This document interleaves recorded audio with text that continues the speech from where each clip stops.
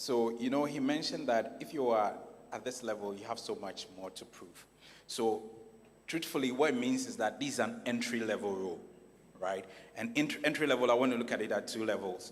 You don't have work experience at all, you're not coming in, or you've had some through your internship and volunteering work, and you're not coming, but you're not having your first job offer. The second will be probably you were in a particular job role, but you are switching to a different role altogether, which you have no experience in. Probably you're a procurement person wanting to become an HR person. Obviously, you don't have experience there. So it's an entry level for you. Now, what do you need to look out for? Three things. First, you have to look at the country in which you're looking for this job, all right? Because what they may be paying for that role in US may not be the same they'll be paying in Ghana. So that's the first thing you want to look at. Secondly, you want to know what the industry is paying for that role. So you need to do your research. I mean, Glassdoor internationally gives you something, but then within the country itself, what are the job roles saying? What is the range? Because your awareness of it gives you opportunity to leverage, to negotiate. When you don't have knowledge and data, it's difficult to negotiate. So it gives you an advantage if you know what the data is saying. Now, the third thing is that even the same job, right, we have different job grades. So that entry level, there is a higher band and there is a lower band. You need to look at your skill sets now, to look at your capacity and value that you are bringing to the job to help you to negotiate. So when you go in there, based on your value, based on your experience, based on your capacity, with all of these three things that you have done, you have a better opportunity to know how to negotiate. Because if you negotiate below your capacity and value, you get into the job and you begin to complain. Because now you see the weight of the job you're doing, and then you're feeling as though you'd under-negotiated.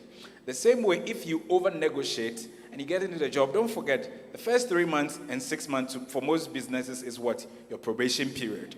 So if you can prove yourself within that period to justify why we should be paying you this money, the business wouldn't want to risk it. So then we may part ways after the probationary period. So your research is important. Know what is happening in the industry, know your value, and then you can use that to negotiate.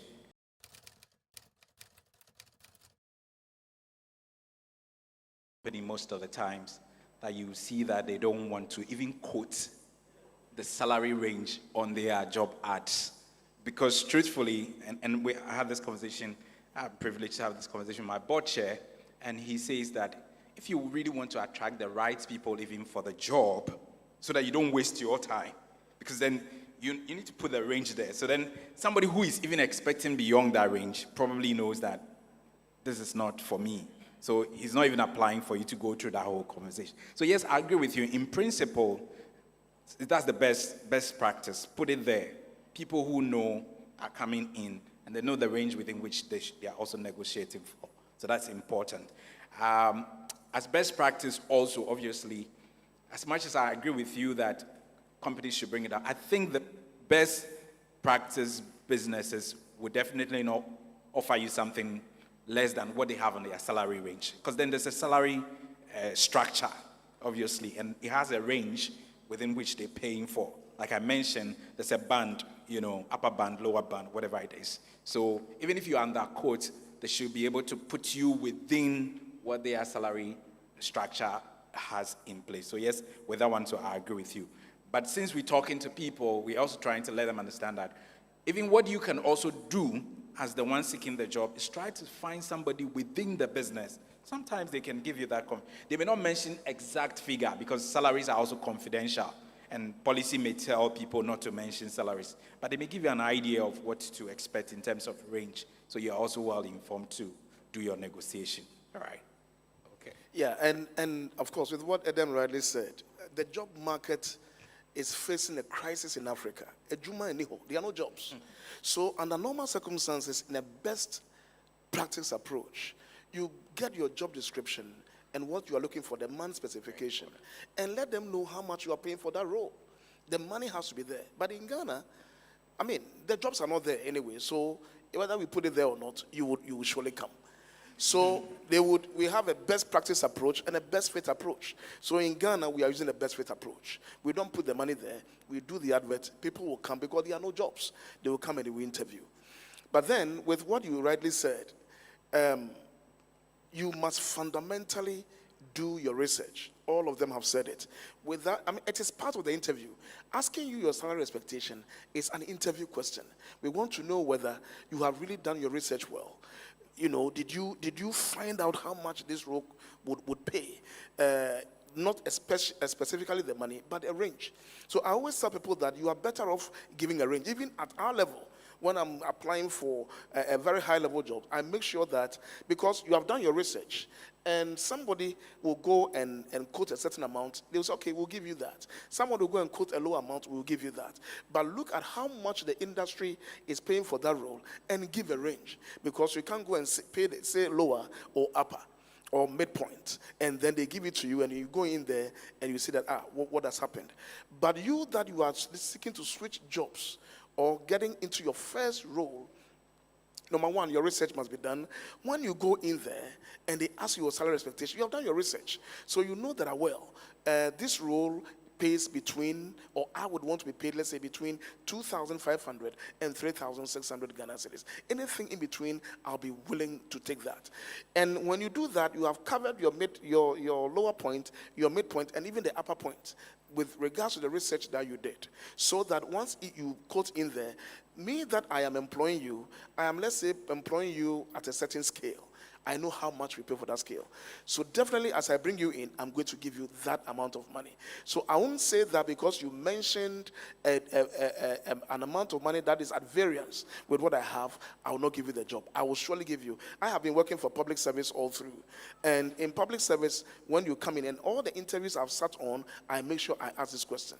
And I'm not asking this question to fail you or to pass you. Some people come in and you are coming in as an entry-level job. You have finished university.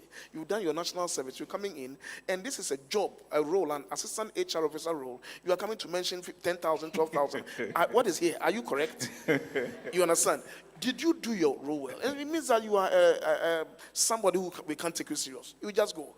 But you come in and you mention a realistic amount of money. We say that, no, this person did his or her job very well, or her research or background, search very well. And so we said that, we are taking you for an assistant HR role based on your experience. Now, 1 year national service, and let's say about 5 months internships that you've done at several organizations. I am giving you this amount of money, and that will be on your appointment letter. So when you come in, you look at it, and somebody else will come for that same role, and we pay that same person less. Because that person had not done any internships apart from national service. That is all that the person has done. So there's a premium that we give. But fundamentally, once you mention an amount of money and it's in a range, we will surely give you that. Now, coming back to some people who go and say that bring your pay slip, it is completely undone. We don't do that.